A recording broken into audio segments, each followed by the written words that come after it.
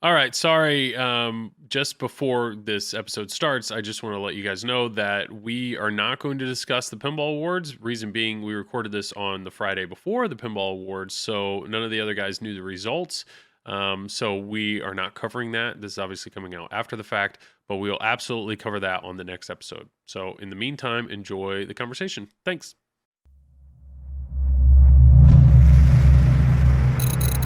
The Pinball Network is online. Launching Triple Drain Pinball Podcast. All right, Tom, are you ready? Yes, and video killed the radio star. Oh, wonderful. Travis, are you ready? Sure. Sure, great. All right, That's here like we a go. 1970s reference, isn't it? Or 80s? It's a great 80s. reference. It's MTV. It's a great dude. intro. I was barely even born then, Tom. Damn. I'm hitting the button. We're three guys who like to talk pinball, so we came up with a clever name. We're Joel and Travis Scott who talk pinball, and we call ourselves Triple Drain, Triple Drain, Triple Drain. We're Triple Drain. All right. Jason needs to do more of those. Yes, Jason. Yeah, Jason Leibel. Thank you very much. Shout out to the Pinball Party podcast. Yes, so Jason is the one who made that intro for us. What I'm realizing is now that we're doing video, while that song's playing, we're just sitting here either dancing to it or looking dumb. So if somebody wants to build an actual video, What do you intro, mean you just realized this? I asked you this 2 weeks ago. I'm not going to make the video intro. I asked you if we had an intro, and you're like, I don't know. And then I see on YouTube, it's just us sitting there. And then I asked you again, and you're like, oh, don't worry about it. It's fine. Well, to all of our listeners, I would not expect, Travis to contribute to this podcast and maybe make a video intro. But if somebody else wants to make a video intro for this podcast, Just Put show IKEA Travis in his furniture. comfy. just Yes, background. Like, I'm Yes. contributing here. You guys have pinball machines. I have IKEA furniture. Okay. Well, it is a substantial improvement on last episode, but yeah. So last episode we did do a 29.5 where we did just a kind of a one-off. It was just Travis and I, and we talked about in-disc, really focusing on what Carl did and how well Travis did. So if people are enjoying that, but otherwise, we're doing video. We're gonna keep doing video as well as audio. We just realized there's a ton of listeners out there that would prefer YouTube, so we're gonna keep with that. But yeah, here's episode 30, kind of a landmark episode. Really excited about that. And when we were talking about what are we going to talk about on this episode, we realized we needed an extra ball. We needed somebody else to contribute to this conversation, and we wanted this person. Well, everybody on video can see it. It's Neil McRae. Neil is here from the UK. Neil, thank you. Good morning to you. And he's wearing his extra ball good shirt. evening. Yeah, we're recording this at 10 a.m. my time, 9 a.m. Travis and Tom. So what time is it there, Neil? 3:15. Almost what we call gin o'clock. Gin o'clock? Okay, Yeah. so yes. So it's late, but I appreciate it. It's not too late. I did one with Marty where it was like 2 a.m.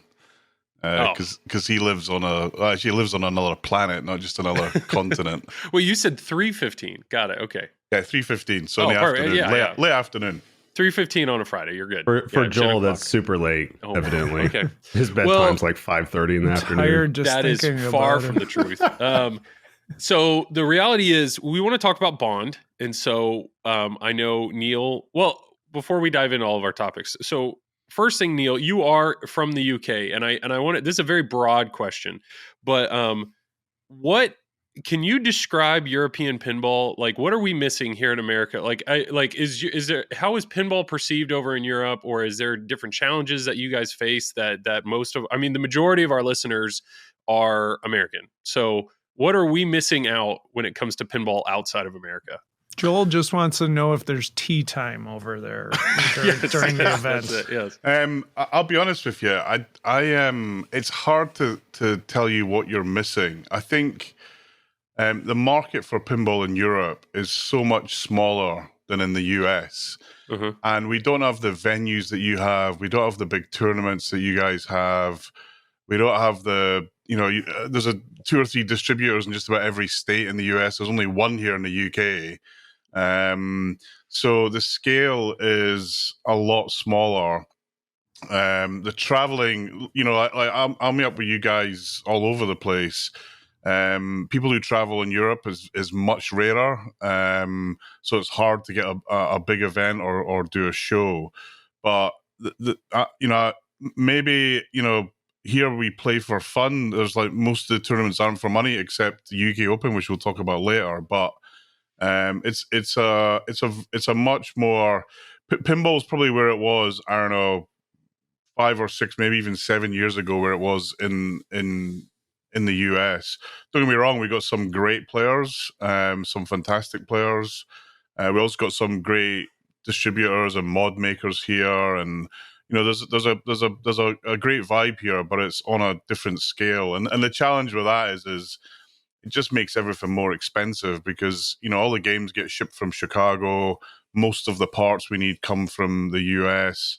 Everything that just makes everything a bit more expensive, which then makes the market smaller over and over. But we got a good community here. The UK is probably one of the smallest European communities, which is one of the reasons why I come to the US so much, because I want to do more, and it's just easier to do that, and work lets me do it. So I wouldn't say you're missing anything. I think the community, there's like we all kind of know of each other. There's a great community like that here. Again, some of you guys have met some of those players at Indisc. We had Arvid over and Andy from the UK as well as me. So you'll have met some of them, but I don't think I wouldn't pinpoint anything that's missing. If I was to say what are we missing in Europe, I think, talking about states shortly, I would love for something like that to be in Europe, where you've got all day local pinball on Twitch, everyone going for it. And I found that super exciting. I would kill for something like that in Europe, but it just doesn't exist. And the number of, so if I think about the number of like barcades in the UK, there's maybe 4 in the whole UK, and none of them are near me, which is why I have this shed full of games, really. Yeah, and I'm jealous of that shed. I know you have, what is it? Domino Arcade is, I think, your YouTube channel, and I've seen your videos. They're very entertaining, very cool, incredibly impressive shed. It's a fantastic background on the video, just like Tom's background, and mine is kind of a small version of that, and Travis's background is a table and a shelf. So I have a diffuser back there too that changes colors. Yeah. It's beautiful. Thank you, Tom. I appreciate it. Neil, you had mentioned Twitch. So one thing that surprised me, I now stream for Flipping Out on YouTube, and what we're seeing is there's a lot of views that are coming in overnight, and that's because people are watching it overseas. So like from a Twitch standpoint or a streaming standpoint, how good is the community over in Europe? I mean, is there consistent streamers? Is there consistent media during the day when you're awake for that? I mean, I would say no. I mean, the only consistent pinball streamers are really probably JDL, who does tournaments. In the UK, I personally am the only regular streamer, and I'm not even that regular. Oh, wow. There's a couple other streamers in the UK. They just kind of do it ad hocly. There's We Love Pinball, which I think is part of TPF. TPN. TPN. They're in Germany. They're good guys. Yep. They're usually on roundabout now, actually, in the late evening in Germany. They're good guys. You got what's his name? Flip? I forget his name. Another German streamer that's on a lot. He does cool T-shirts. I forget his name, but he's always on. But that's one of the other challenges in Europe. We all speak different languages, and that is definitely it's a barrier. And don't get me wrong, the guys in Germany will speak English, but they're not, when they're streaming, they're kind of focused on their own local players mostly. So not a huge number of streamers, and actually that's one of the reasons why I kind of had a slightly weird approach to how I did streaming at the UK Open, because I wanted to get an audience. So. It's there's people experimenting, but I wouldn't say that there's a regular sort of streaming regime out here, which again is a shame. Video game wise, it's huge. I mean, sure, massive, but pinball less so. Yeah, especially since COVID, I mean, I feel like almost any point in the day, at least over here in America, you can open up Twitch, go to Pinball, and somebody's streaming something. Like it's awesome that's so readily available. But I know as somebody like myself who does stream, it's almost like I've completely forgotten about the European market or even the Australians, anybody overseas that happens to be asleep. I mean, they want the content. It's hopefully they watch them after the fact or restreams or videos up, later on. But yeah, I know you had mentioned the UK Open, and we can go straight into that. You streamed the UK Open. Well, here, just preface it. What was the UK Open? Who all was there? Yeah, so in Europe we have this championship called ECS, European Championship Series, and it's made up of, I think, about 6 or 7 tournaments across Europe. One of them is the UK Open. And again, these tournaments are typically being ran on a kind of smaller scale, around about 60, 70 players. Okay. But with COVID, a lot of them have kind of, some of them are in a bit of flux because of COVID, believe it or not, still. So I think it's the guys in Belgium where the venue they used to use for the Belgian Open has still has become like a hospice for long COVID sufferers or something like that. So they've lost their venue. There's a couple other places. I think Dutch Open has got a venue issue.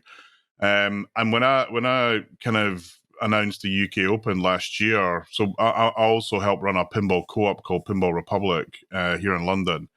When I announced it, I got kind of a lot of the European guys saying, "Oh, we're coming," and I kind of had a heart attack because we don't have a venue that's big. Our Pinball Republic place isn't big enough for probably more than 65 people. So I had a chat with the Pinball Republic guys that helped run the co-op, and I said, "Look, guys, let's have a go at going big. I can get some sponsors, I can get some people, we'll find a proper room, proper hotel, and we'll go big." I have to say, none of them were really convinced about it, but I was like, don't worry about it. We won't lose any money. I'll cover it. Whatever it takes, we'll get it done. And last September, October, we had a massive tournament. It was bigger and better than I could have ever imagined. Nice. We got 150 players. Nice. And the streaming part of it was, Jim, who does a lot of the European streaming in Germany, I did think about asking him to help out. I actually asked Carl D'Angelo first for 2 reasons. One, he's an epic streamer. Probably the best. 2, he also runs the software that runs the tournament. So having him locally in the UK in case anything went wrong kind of made sense. So it was fantastic. Loads of the Europeans came over. Quite a few US guys came over. I got Mark from Backhand Pinball to do the stream. Carl couldn't make it because he had work and stuff, which is a shame. But Mark does an awesome job too. Yeah, he's located up in the. So all you had to, I had all the gear. All you had to do was fly over and just set it up. And it went pretty well. We had a couple of issues, a couple of stupid things as you do in events. It was awesome. And now kind of everyone said, "I'm coming to the UK Open, Neil," and I'm kind of now nervous that it could get even bigger. So, but it's a game. It's a good problem I have. I now know that I can run a scale event. Awesome. And you said you did something unique with streaming because you were trying to get views. What were you doing in that sense? Yeah, the uniqueness was I got Mark to come over from the US. Oh, okay. Because he's got a massive US audience, and you know what it's like when you see that thing on your phone, so and so started streaming. Yeah. That just pings people up. When Tom does streaming from D82, if I'm here and I see it, I'm like, I'm usually on a boring meeting, but I've got Tom and the D82 guys doing something. So, having that audience, I really wanted to. So in pinball, we've either got US events or we've got European events, and there's one Australian event, right? What I wanted to try and do is how do I try and bring as many of those people together as kind of one event? And actually, we got a few guys from Australia. I was stunned by this. A few guys from the US, loads of guys from Europe, and actually, the one thing I was probably most proud of, actually, every single competitive pinball player in the UK except one guy who was out of town came to the UK Open. That's awesome. So there was no one missing.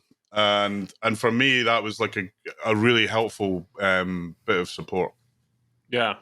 That's awesome. And I know you had made the trip over to Indisc. I know obviously Travis and I discussed that kind of in detail a lot last episode, but I'm very curious, Tom and Neil, what were your thoughts on Indisc? I know, obviously you mentioned Carl. It's like, there's almost, in my mind, there's like two parts of Indisc. One, you have the incredible high-end competitive, and like the competitors, the skill level is absurd.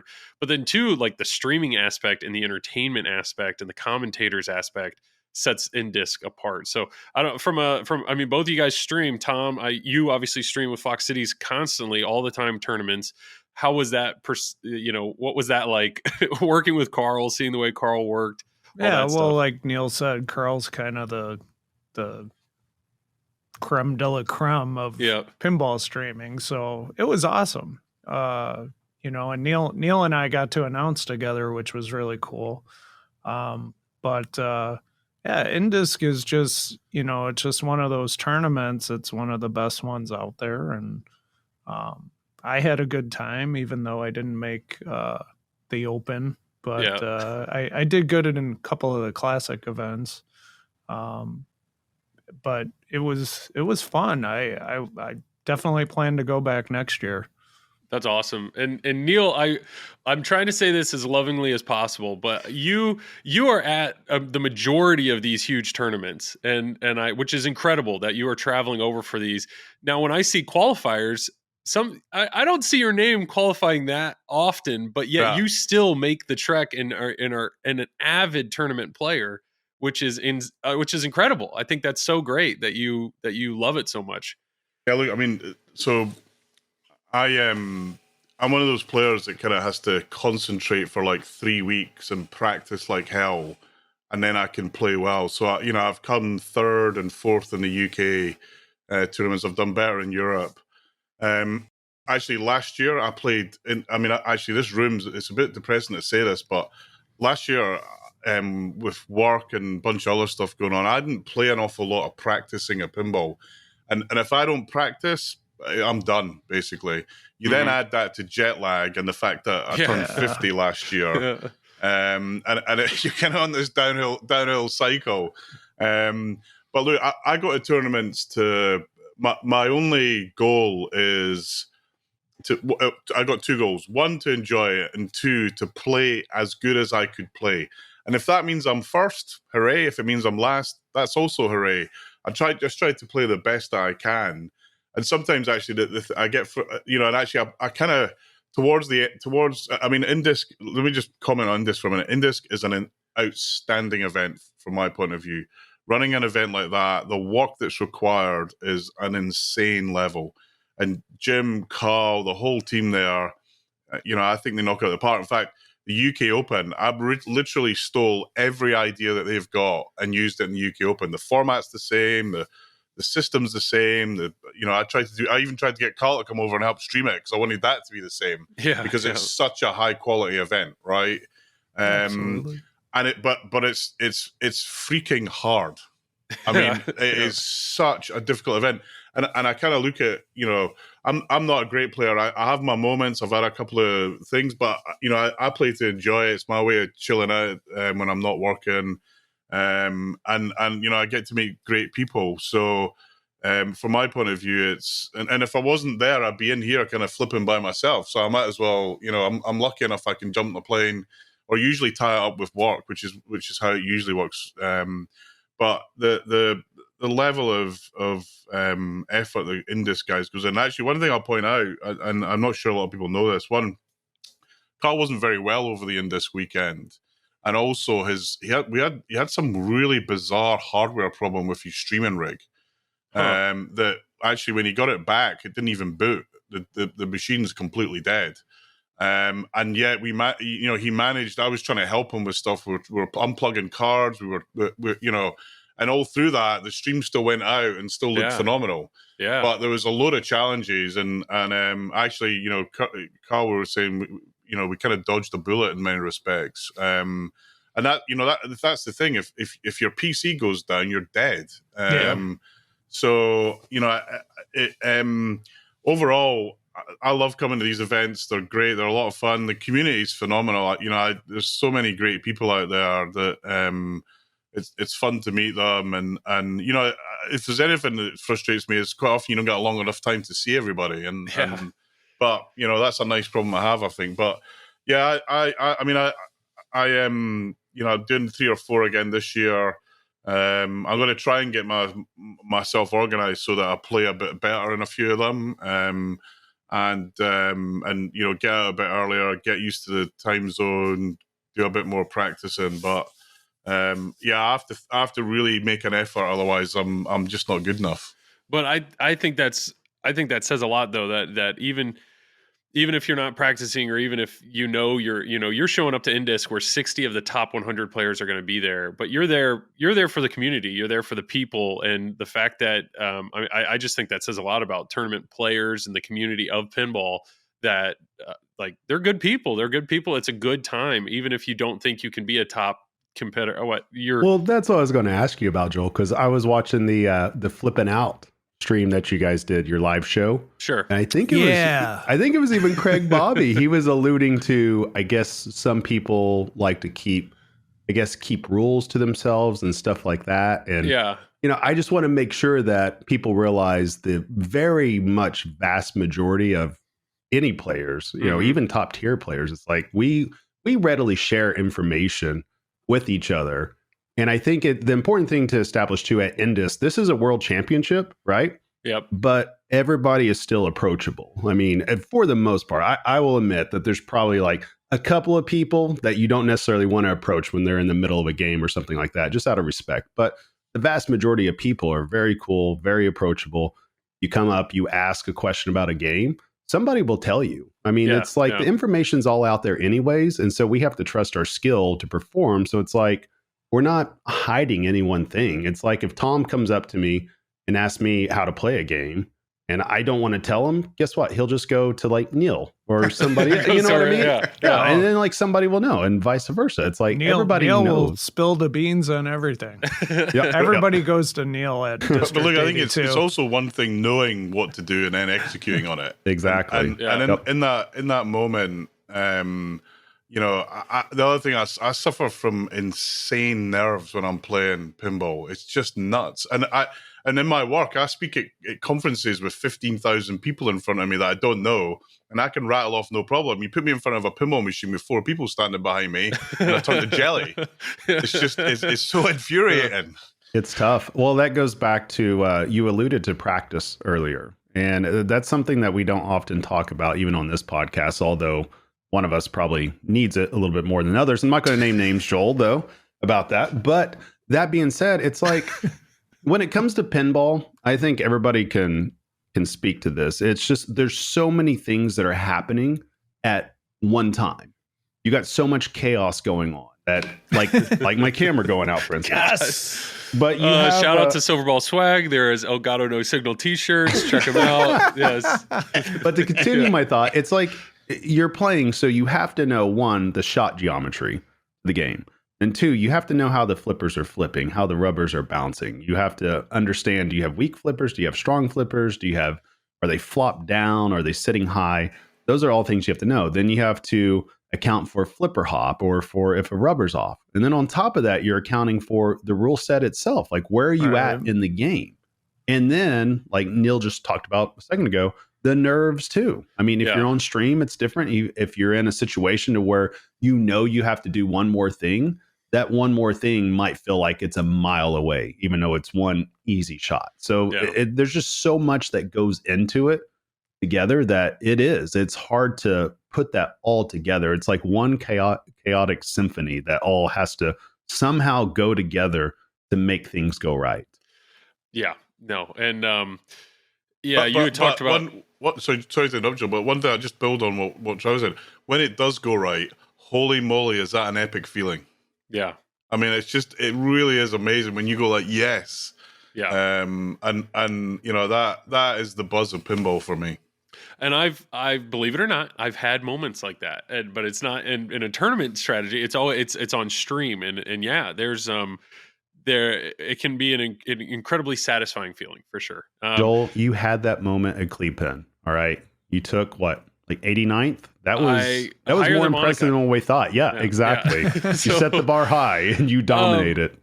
So Indisc, I'm very curious. There was a moment at Indisc that was unlike anything I've ever seen. I don't know if we'll ever see anything like that again. I'm extremely curious to know, Tom and Neil, what were your thoughts in this moment? And of course, I'm talking about when Travis managed to plunge away his ball and get 0 points. So 0-0. What when you guys were sitting there in the audience and you saw this happen? What were your thoughts? I literally went to dinner and came back and it happened. So maybe I jinxed it for Travis. It's possible. Yeah. But my the funny podcast thing is, partner leaves me while I'm playing in a world championship. He's like, He was hungry. I'm hungry. I was That's starving. fair. Yeah. Travis, you're on your own. See you. Bye. Yeah.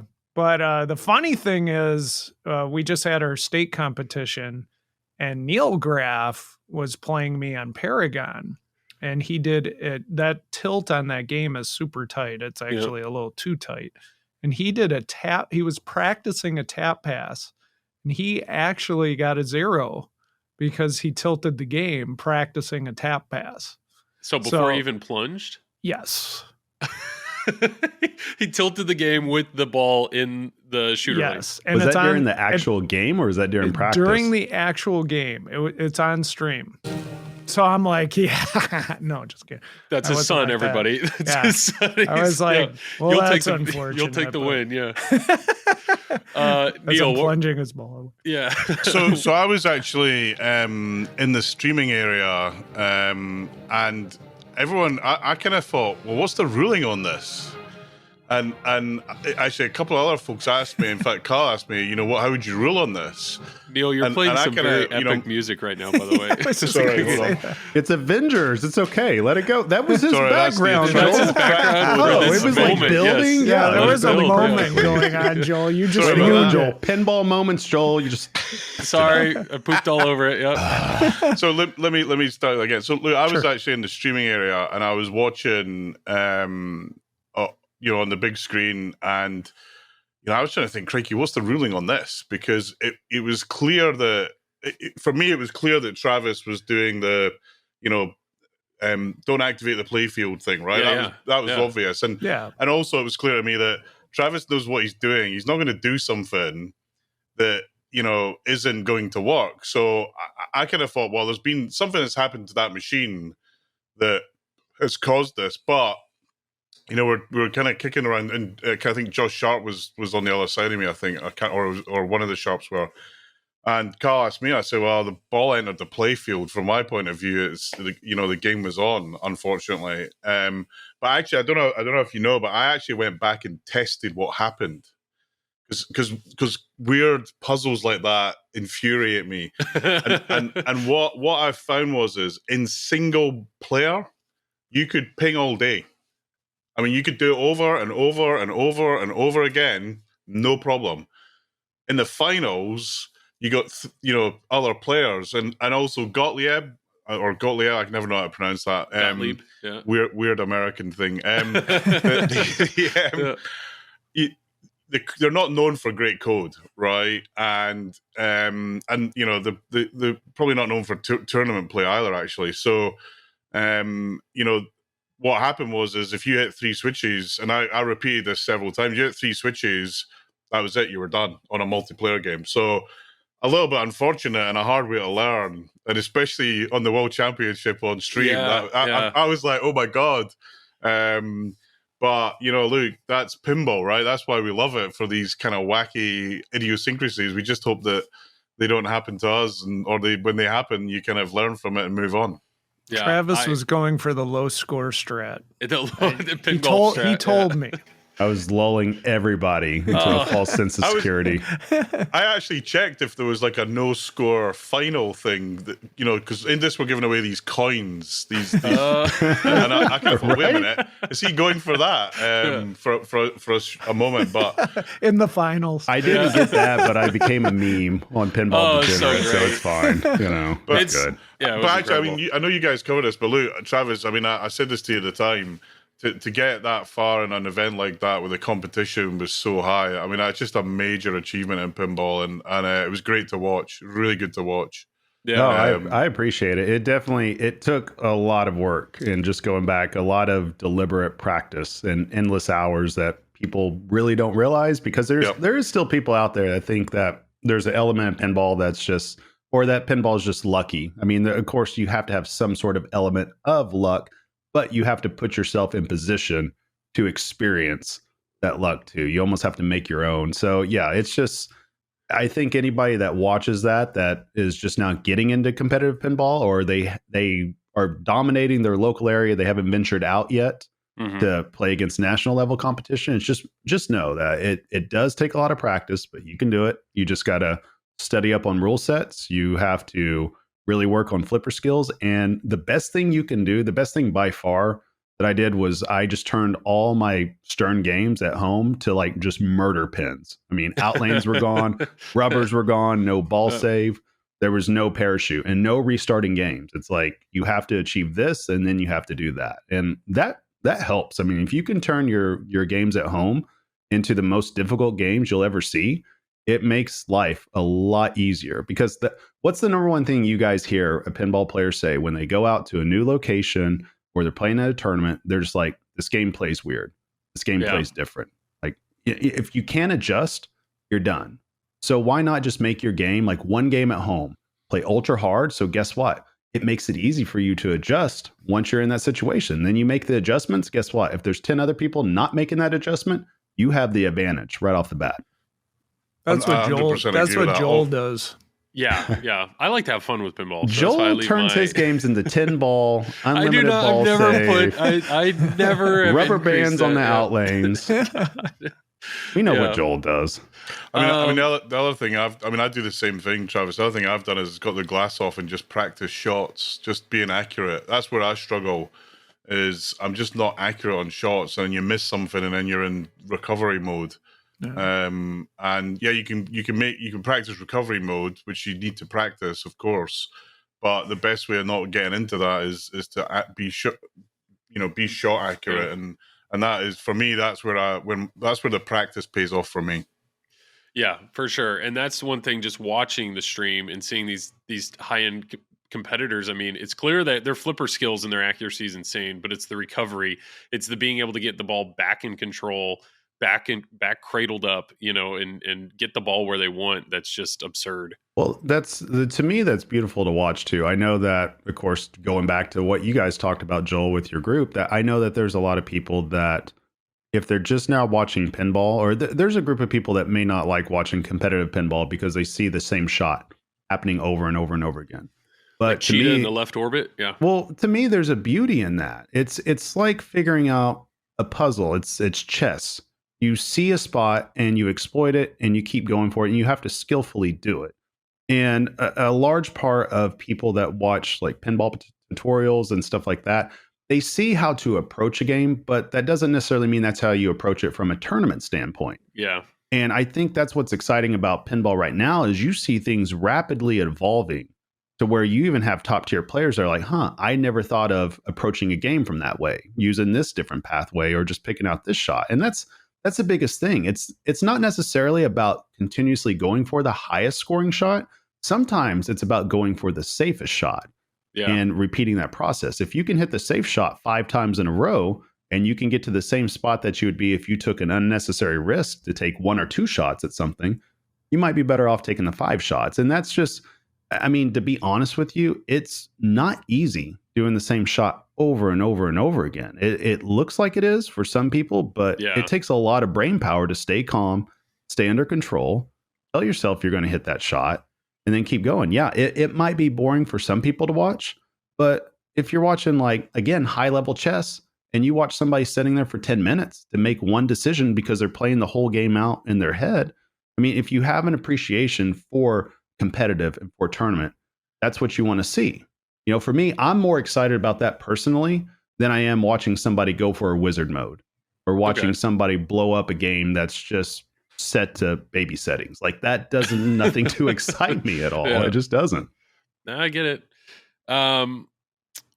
No, I totally get what you're saying, and I know that is quite a conversation. When I did the Flipping Out with Friends stream and Zach was on that, I know Zach Minnie has some very differing opinions when it comes to what he feels pinball entertainment should be, And you got these two sides of it, like the storyline aspect of it, the wizard mode pursuit. How do we show people that pinball is more than just repeating a shot? Or, there's challenges there with, when you look at the stream, you look at some of the final games that are being played when there's 10,000 plus people watching.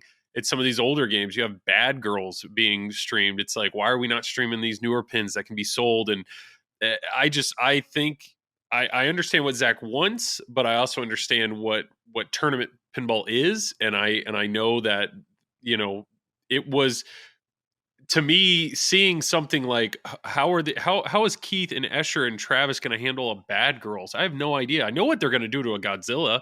They're going to blow it up. They're going to blow it up, and we're going to see a ton of the game, and the game's going to be an hour and a half long. But what are they going to do on Bad Girls or a fast game? Like, what was it? Flash Gordon or something? It's like, let's see what happens here. And, I don't know. I thought that was great. Well, to me too, and you guys can correct me if I'm wrong or chime in here, but to me, that's what makes it exciting as well. It's like I can see both trains of thought, and I think both trains of thought can be correct under the right circumstances. I think that there is a time and place to watch somebody chase a wizard mode and this and that. I just don't think something like that will ever be more popular than tournament pinball. And the reason being is if you're a casual, there's a lot of casuals that can't even find the start button. You know what I mean? So they're not going to know what they're seeing, that you've gotten past this multi-ball in this mode and all of a sudden you've activated this. It's too much input. This is stuff that we all have to study on to understand how it goes forward. So how is somebody going to readily understand that just reading it real quick and seeing it? Whereas if you do have a little bit older game, it's easy to understand what's going on. You watch Bad Girls, for instance, oh, they're hitting down the drop target. They're hitting it back in the saucer up top. They're going to get into multi-ball, and then they're going to start wailing on shots. And then you see the hurry up, and you know that they're going to aim for the targets. So stuff like that, I think that that's easier for people to digest. But I do agree that there is a time and place to maybe add in the Stern games or the newer games, which we do have tournaments like Expo and the Stern Pro Circuit Finals that has that. And I know we talked about this too, Joel. I just want to correct the record that I misspoke a little bit last time when we were talking about Keith Elwin's picks. He did still have his Stern picks, but I knew that he was not going to pick those, because why fight fire with fire against Escher and Zoller and just my dumb ass over in the corner trying to keep up? But why do that? Go to your strengths. And he is just, he's spectacular on pins like Firepower and Bad Girls and all that. Yeah. So I think that there's a time and place for it. I can see it from both points of views. It's just the problem is, if you want to use new Stern pins for a situation like that, it has to be highly produced in order to convey to the viewer what is going on. You need an active telestrator. You need commentators that know exactly what they're talking about, and they know exactly what to say, when to say it, because the action unfolds immediately. So you have no time to breathe. So it's like, if one thing's happening over here and you're trying to convey that to the viewer, if they're brand new, 2 or 3 other things have already happened now. And now they're constantly playing catch up. And it's too much. Like, imagine, again, I keep using this analogy, but this is a perfect analogy. Imagine watching speed chess or bullet chess that lasts 1 minute. How are we going to describe all the moves that are happening to somebody that's never watched chess before? Yeah. It's just not going to happen. It's interesting. So in my job, we run a TV channel called BT Sport. We do Barclays Premier League and everything else. And I went to talk to them about, hey guys, can we do like pinball? Even if you put it out at 2 a.m, and they took a look at it, and their big issue was the complexity of it. And what they said was, hey Neil, look, if you were to run a tournament where every game was the same game, you could be onto something. But trying to figure out how you explain to people who don't know pinball all these different details, just impossible. And they were up for it. Look, we're up for it. You get 10 of the same games and we'll do it. And if you think about the Stern challenge that they do, the heads up clash, I was just going to say that worked. That worked really well. So, that's one of the great things about pinball, but it's also, maybe from a wider media point of view, it's one of the things that limits pinball. But I don't think I would much rather have, thousands of different games than be stuck playing the same game all the time, for sure. Right. Yeah. Well, for sure, the answer is actually right in front of us. And I haven't heard anybody else say this, but I truly believe that this is the answer. You bring the best of both worlds together. You have a single level game, which happens to be Bond 60. You have a theme that is relevant right? You have a theme that's current, and you have the lights. You have something that's modern. If you bring something that's modern into a single level to where the rule set isn't near as complex, can readily be explained, can be easy to understand, I think that's how you bridge the gap together. So, for instance, if we took Deadpool behind you, Joel, and that was a single level game, a casual would be able to understand what is happening so much easier. I promise you, a casual seeing ramps and seeing all this and that doesn't really clue in with them. What clues in is the lights and the theme. That's what clues in. And you look, that's why TNA is popular, even with us. That's why you've talked about your friends and family that show up. What game do they go to? Yeah. They go to TNA and they want to do one thing over and over again. So I think that that's really, if there was somebody that produced games to where they were relevant themes and they were basically a single level game that's easy to understand, I think that's how you bridge that gap. Now, that being said, I don't know if that makes money from selling it to people or anything like that. Maybe it does, maybe it doesn't. But I truly do believe that's how you bridge the gap when it comes to getting people to understand pinball on that level and get the interest there. No, that's actually a really good point. And So classics tournaments. classics, classics with a modern theme. I mean, and that's the thing. I mean, imagine if you and had charge $20,000 for it. Well, yeah, let's say for instance, Cheetah isn't Cheetah. What if Cheetah was Jurassic Park? Well, you're talking what about if? like Beatles. Beatles, obviously, like it's a single level. I get it. I see what you're Exactly. saying. The simplicity of the layout, the simplicity of I do think Fox Cities, you guys do incredibly well, and so does Carl with Indus. But like having commentators that truly describe what are we trying to accomplish here right now. What is the player thinking? The telestrator is huge, and I know I was trying to figure that out. I was like, why are they not? You know, we got to the finals. Why are they not using the telestrator? Turns out the telestrator broke. That's why they weren't using it, because Steve Bowden's like, yeah, he wants, hitting that right orbit. I'm like, just draw the path, like show us what they're trying to do. And I think, I mean, it's very clear competitive wise and streaming wise, we are only improving on the entertainment factor of that, not to mention the skill levels continuing to grow. But I do see what you're saying, Travis, about the simplicity of a single level game or even a classic game, being able to communicate what is the goal here. That's a whole lot easier to communicate than Godzilla, where they're like, well, they could be pursuing one of, I don't know, 6 multi-balls, and are they going to go this route or that route or rush, some of these codes that are just, I mean, as a player, we love, but yes, communicating that from a tournament standpoint would be a challenge. I do know for all the listeners, this has been very tournament heavy. We have just a little bit more tournament talk to do, and then we're going to take a big shift. So Tough luck. Yeah. So shift here. Travis, behind you have 2 Oklahoma State tournaments, trophies, 2 Oklahoma State. You've won I have an states. Oklahoma. Yes. You have the one that's spelled wrong Thank you, and Josh one Sharp. that's spelled right. But you actually have a third one in your house, but it's not yours. Oh yeah. Thank you for reminding me. I did not forget Monica. Yeah, my wife Monica. Where's won Monica's trophy? Yeah. I don't know. I think she took it to her office. I think, but yeah, Cool. she won the women's state in Oklahoma. So congratulations to her, because she actually worked hard and wanted to practice and actually asked me for help. And she What? ever I know. Look at Did she you. listen to any of it? Hell no, she didn't listen. Like I told her on Spider-Man, I was like, stop using the upper flipper, just let it come down. Go to a catch. And she looks at me and she says, okay, I'll do that. Goes right up there. What does she do? Yeah. Goes right for Venom. That upper flipper, just going to town, ball going all over the place. But no. So congrats to her. And congrats actually to all the women that competed, that won. I was excited to watch that and see it. I've gotten to see, I believe I watched some in California, and I think Massachusetts had a stream up. So I tried to watch as much as I could, because I mean, it's exciting to see people be in a position to where they get to compete for something that's of that level. And what I hope happens with that, hopefully next year they'll have a women's nationals pop out of it. I'm not sure if I think they are taking $1 now for women's tournaments and all that. So Aren't hopefully, they still doing a women's nationals though?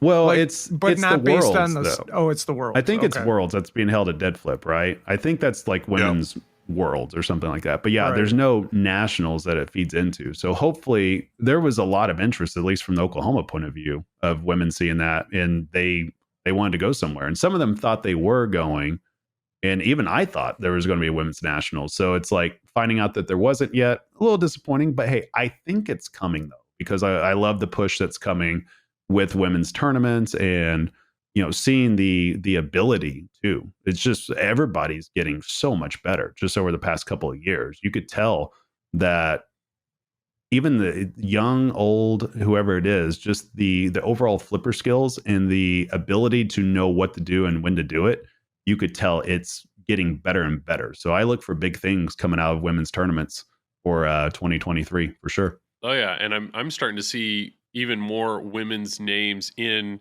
like the open tournaments, like for everybody. So they're competing right up there with the men in some areas. I mean, Tom, you have a girl at District 82 that just is dominating. What's her name? Cassidy Milanowski. Yeah, and she's what, like 17? Yep. Yeah. So yeah. And then who else do you got? Very good. I'm not kidding. Oh, she's outstanding. And then you got Carrie Wing, I believe, and I'm trying to think, Leslie from California. And I know, yeah, I know that there's another one too that I've seen play that I'm impressed with, but I've never met her in person. Her name's Elizabeth. I can't remember the last name. She's like from Indiana, Ohio, Kentucky, somewhere. I don't know. Gazeki, I can't pronounce it, but she was at the Cincinnati tournament. I think she made top 4 in that, if I'm remembering right. But yeah, there's a lot of women players out there that are fantastic, and it's only going to get better. And I know Rachel with she does stuff with I don't know her last name. Rachel Risto. Yeah, Rachel. She has a podcast on Poor Man's Network, but she also put out a podcast that we released on TPN where she was talking about women's competitive play and trying to get more women out there and the community that comes with that. So I know it's awesome to see, Travis, that Monica is really taking it on and enjoys doing it. And she's doing very well at it, which is exceptional. So she's out for blood, Joel. Like I heard her in our game room draining and cussing, like just dropping an F-bomb. I was like, oh, it's serious now. On Toy Story. Real. Yeah. I was going to mention actually the Indus ladies. There's a game in the final. There's a game of Stargazer where I think all 4 women players score more than 1 million. Watch that game, because for me, that's probably one of the standout games for me that said actually women's pinball is here, and the women players are as great, if not better, in terms of skill and quality and capability. And that game, I watched that, and I'm a massive Stargazer fan as a game, and to see the way they were playing was just amazing. I was inspired by it just watching them play. That's awesome. And the other side of states, I mean, Travis, I know you did not compete in states. Tom, you did compete in states, and you did very well. So much drama.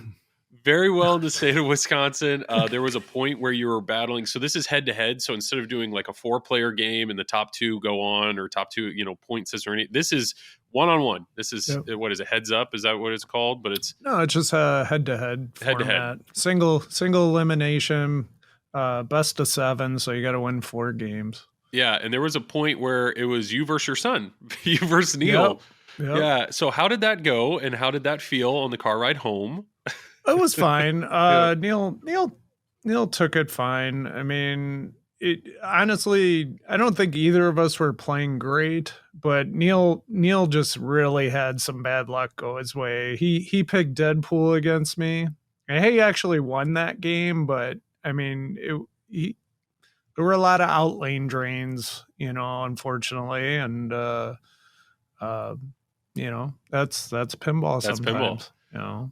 So, spoiler alert, you got second. You made it all the way to the end. I had you to got face second. Escher from Colorado. Yeah, so that's what I wanted to bring up. So, I mean, all Escher, hell, the king of Wisconsin now. Right. Escher, I gotta get Escher like a Wisconsin shirt or a Packers shirt, right? And he has to wear it at nationals. Exactly.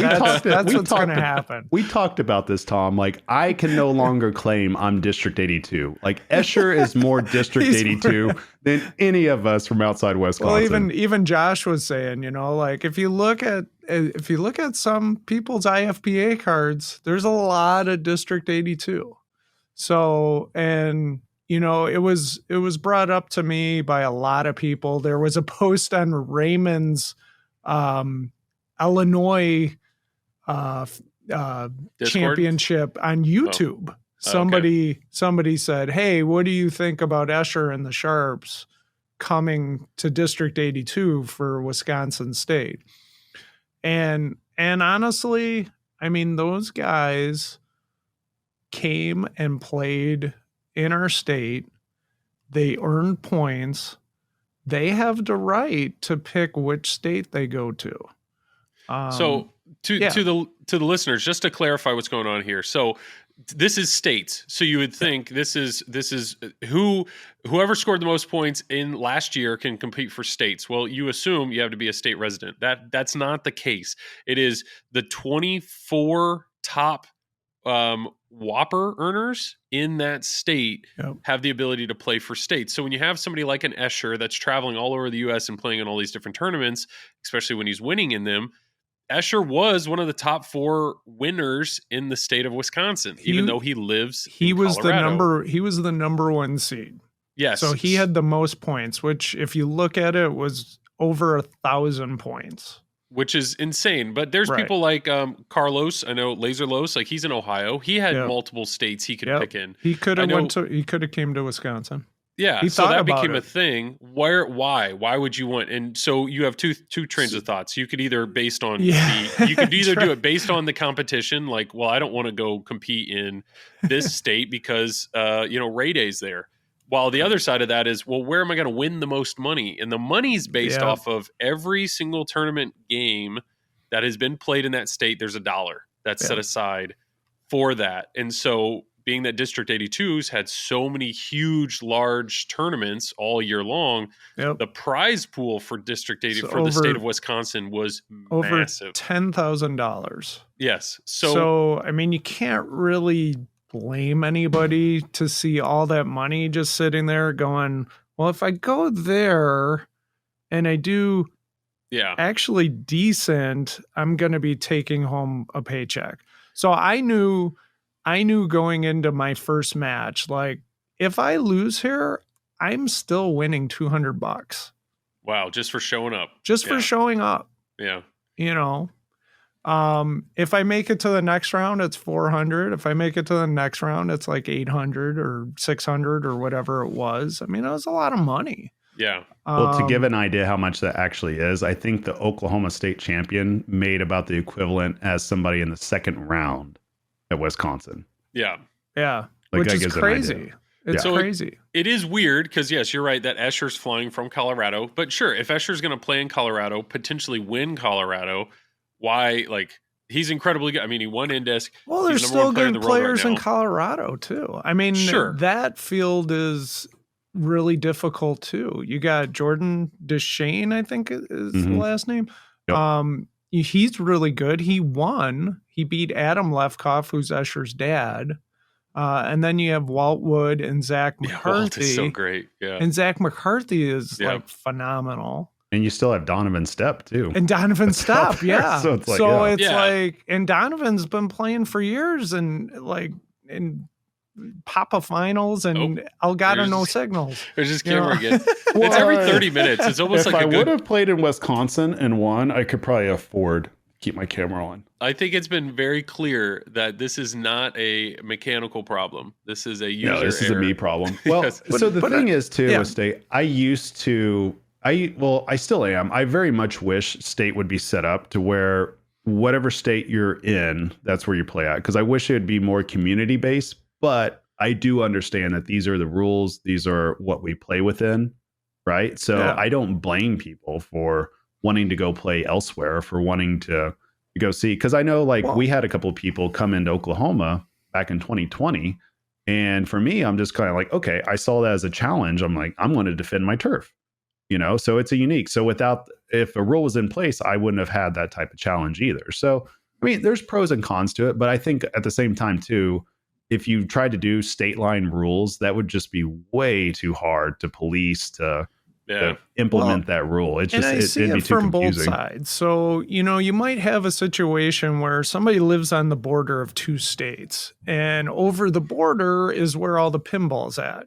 So do you want to really tell that person like, hey, you can't come to our state because you're not in the boundary of Wisconsin? Right. Yeah, the Sharps know. are in Chicago. That's a Well- few hour drive north to go. Yeah, but the participate. funny thing is, I don't even know if Josh qualified for any other state, but I don't think he did. but Wisconsin. Yeah. Right. Well, the same thing goes for here around the St. Louis area. You have CP Pinball, which is about 45 minutes from my house, but it's on the Illinois side of things. So it's Illinois points. So I think that's why we had like 5 or 6 or 7 people that went from this area, or at least that play in that spot, and they went all the way to Chicago for the state.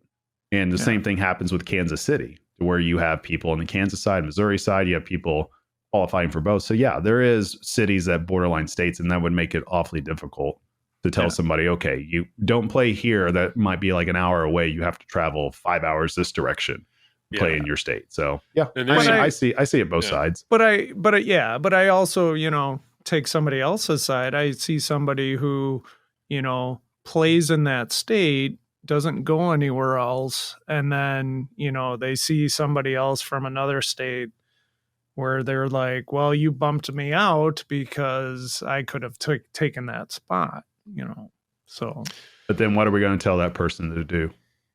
play better. There you go. Just win some more. Yeah. Well, Play in we're- more events. We're you know? approaching about an hour of tournament talk, which I know is Come on, fine. Joel. Joel. It's where Hey, it's at. Where are there's- where are the numbers at on Twitch?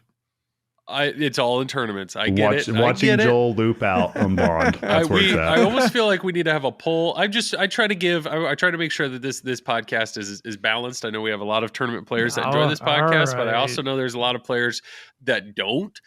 With that said, though, I mean, our conversation, Travis and I, that we had last episode, we did get some really good feedback on that from people that don't play in tournaments that just enjoyed the Yeah, we discussion. had one here's person tell us to not waste server space. That was good feedback. Yeah, I saw that on Here's the YouTube. thing, Waste of Joel. server We've already space. talked more tournament talk than a final round podcast. Yeah, that's and fair. we haven't mentioned one dick. So Yeah, there we I mean, go. we got something Yeah. going. Well, is there anything to wrap up the tournament talk? No, segment? we just need Is to there go anything- straight to number one now. Number one on our production list. that All we right, skipped number over. one. Yeah. This is so. Why did we ask for Neil? One, we're trying to obviously, we're going for a global podcast here. So first off, that's why we like Neil. Two, And we Neil's awesome. So yes, we clearly we knew he's been at almost every one of these tournaments that we've talked about so far, which is incredible. But two, Bond. When I think of James Bond, I think of Englishmen, right? And it's like, so there are some Bond fanatics here in the States. I know like David Dennis up in Canada, he's a huge Bond guy, but James Bond over in the UK is a whole nother. I mean, that's a whole nother level, right? So Neil, I know you get in on most of these LEs, but when Bond was announced, how was that? Like, what was your? I know how Tom reacted to Rush. Do you think you were in a similar boat? Well, kind of, but actually, I'll tell you a very short but funny story.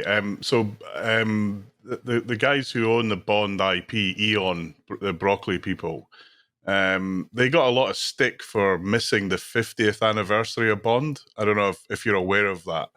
They didn't do anything for the 50th.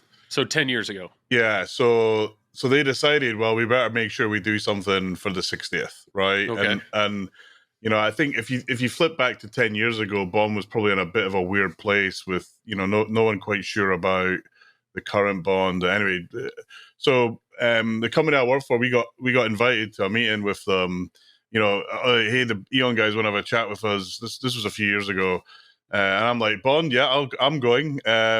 So we were at this session. I can't go into what we talked about, unfortunately, but one of the things that I think it was my boss or one of my colleagues happened to mention that I was a big pinball nut. And one of the Eon folks happened to mention that they might have done a deal with a pinball manufacturer. So this was 10 years ago. This was and actually, if you go on Pinside, I posted Bond is coming like 4 years ago. Nice. So I kind of knew this was coming, despite many Stern employees telling me, Neil, you're nuts. It's not coming. I was like, yeah, okay. Which kind of made me laugh. So when it came, first of all, it's great that it's coming. It's a dream theme for me. I'm like, excellent. Two, oh my God, who's designing it? Who's writing the code? Who's doing the art? All the kind of panic moments that you have. But look, you look back at Stern over the last few years, it's hard to say that they've got a lot of things wrong they've got a lot of things right. Don't get me wrong, the room for improvement. But I kind of felt actually, and also knowing Gomez, he's kind of in the same era of me. I thought, I bet he's a big Bond fan. Turns out he is. So I was super excited. But will they get the right music? What era will it be?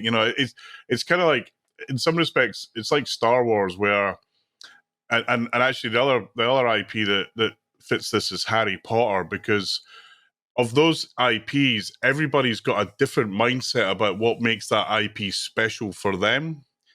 And I, whoever does get the Harry Potter IP, good luck to you, because you're gonna make loads of people happy and you're gonna piss equally as many people off, right? Yep. So from that perspective, I was like, look, it's a pinball machine based on Bond. I'm in, basically. And I've been waiting for it, because we have to wait for the games to get shipped over. Actually arrived last week, Bond LE. Unfortunately, it's got a bit of damage. Which kind of is unfortunate. But again, on the flip side, I've maybe bought 30 new in-box games. This is the first one I've ever had any damage with. So part of me is like, well, it's not great. Other part of me is like, well, that's life. And also, I've had a few issues with Stern. They've always kind of looked after me. So I'm pretty confident that Stern are going to send me either a new machine or a new cabinet. For sure. yeah. But that's but awesome. I'm also in on the Elwyn game, so I'm very excited about that. We're going to talk about that, but so let's step one step back. There was the reveal of this game was supposed to happen at a trade show in the UK, right? Were you there, or were you involved in it? Yeah, you were there. I was there. So Electrocoin is who's the distributor here. A guy called John runs it. Really nice guy. I help them out. They've got a location in London where I help them set up the Stern Insider Connect, and I know them well. I'm also obviously I'm a good customer there. So they were like, oh hey, we're gonna have this, and they gave me I was invited down there, VIP. It was awesome. And EAG is actually. So there's two events in UK. One is EAG, which happened last week when we were in Indisc, or the week before.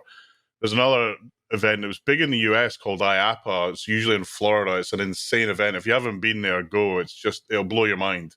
Usually happens just before Free Play Florida.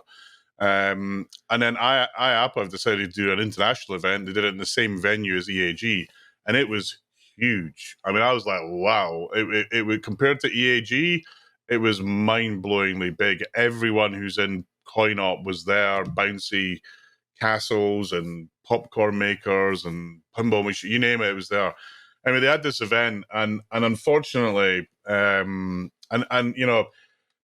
don't think whatever decision you make is gonna be the right one or the wrong one. Our head of state, the Queen, died the week before this event. And I think both Stern together with the licensor, I don't know for sure. They decided actually we probably want to hold this off, and actually I kind of applaud Stern for that, because they're an international company coming to the UK. They could have said, who cares about all these British guys? We're launching our game, right? But I don't know if you saw the Olympics with the Queen with Bond in 2012, where they made it look like she jumped out of a plane, and actually some head of state asked the mayor if she really did jump out of the plane. It was that they did it that real. I think it was a great move by Stern. It was classy. A lot of people were saying, they're just trying to do this or that, or the game's not ready. The game was there. I saw them. There was unfortunately some really bad photos of it leaked, which is infuriating. I wish, if there was one thing I think Stern, and not just Stern, other pinball manufacturers, quit. As soon as you see leaked photos, get the real photos out quick. Yeah. Don't wait. Get the real ones out, because everyone looks at it. I remember Stranger Things, right? That got such a beating because some photo leaked out from CES. Now it's the game that everybody wants, and they're paying $20,000 for it, for an LE. And here in the UK, there's about 8 of them in total, and they sell like hotcakes. So, not a great launch. There's a few stumbles. They then relaunched it at the 60th anniversary of Bond. There was an event at the British Film Institute. I went down there. It was actually the same weekend as the UK Open, so I kind of popped over there just to say hello. I couldn't stay for very long, but all the Bond people were loving the game, and it was great to see it and a whole lot of other 60th anniversary stuff. Yeah, no, that's awesome. So did you have a chance to play the game or see it before it was released? No, I played it. I played it. I'm trying to think whether it was released or not by then. It was because they had put it out on the floor and then they took it off the floor. So I don't believe anyone got to play it at the show at all. It was on the floor for one evening and then the next day it was gone. Yeah. In fact, you couldn't have even found where it was because they wheeled in a whole lot of other games. Okay. To fill the gap. So there was no. I'm pretty confident no one played them at that event. At the other launch, then obviously people played them. Yeah, so I know. So when it comes to the Gomez Bond, Zach at Flippin' Out has let me borrow one for the last few weeks. I've been playing the heck out of it.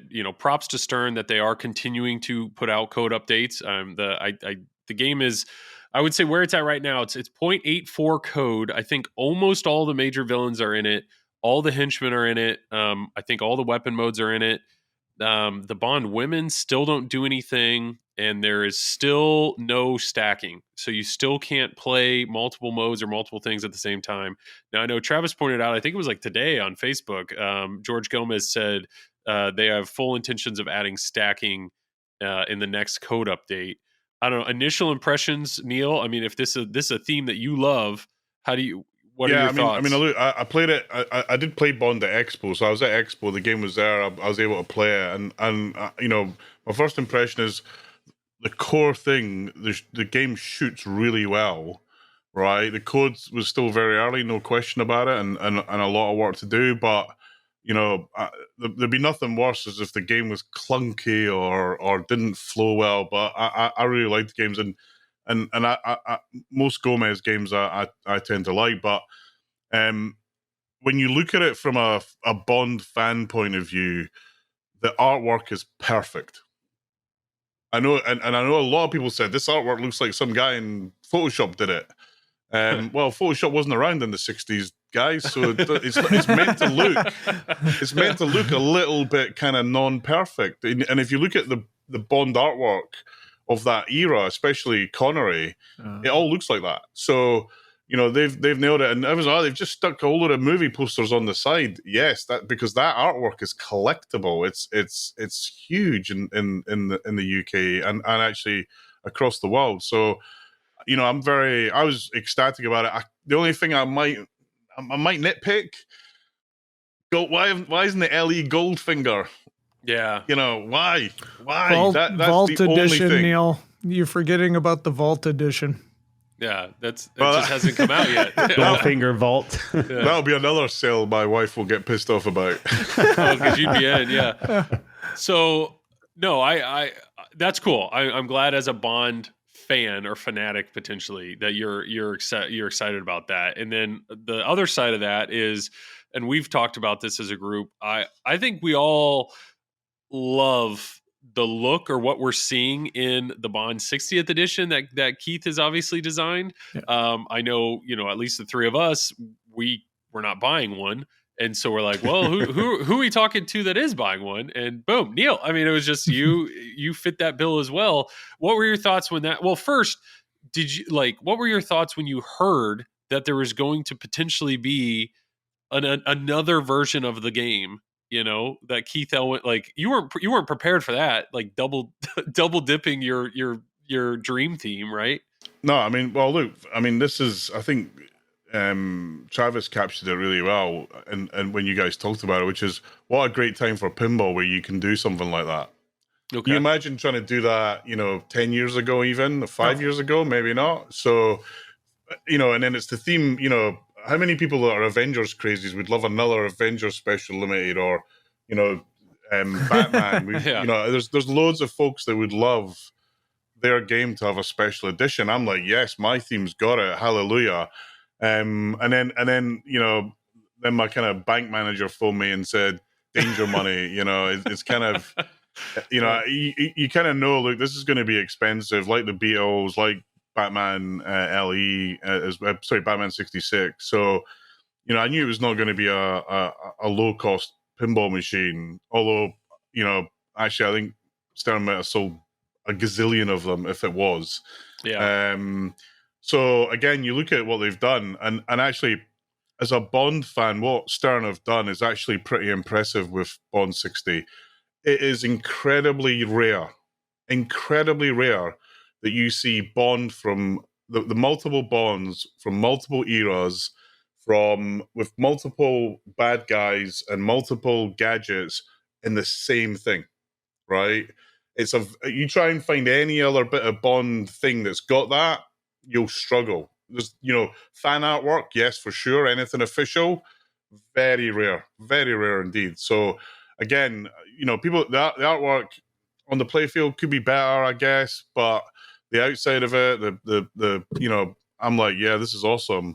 The game, look, who doesn't want to own a Keith Elwin single level game? Yeah. I mean, that was the second thing. Right behind me, you can see I've got all of Elwin's games. They're all brilliant games.